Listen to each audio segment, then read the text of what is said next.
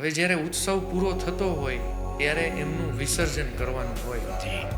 તો વિસર્જન સમયે અને વિસર્જન કરવા જ્યારે જતા હોય છે એ સમયે વ્યક્તિઓએ શું ધ્યાન રાખવું જોઈએ? સર્જન ને વિસર્જન એ કોઈ મનુષ્ય કરી શકતો નથી. કંઈ સર્જન કરવું હોય તો ઈશ્વર કરી શકે, વિસર્જન કરવું હોય તો એ કરી શકે. પણ અત્યારની સંસ્કૃતિ અનુસંધાને જે અત્યારની યુવા પેઢીમાં ધર્મને મનોરંજનનું સાધન બનાવી દીધું, એટલે આ વૈદિક પદ્ધતિઓ એના મગજમાંથી લુપ્ત થઈ ગઈ.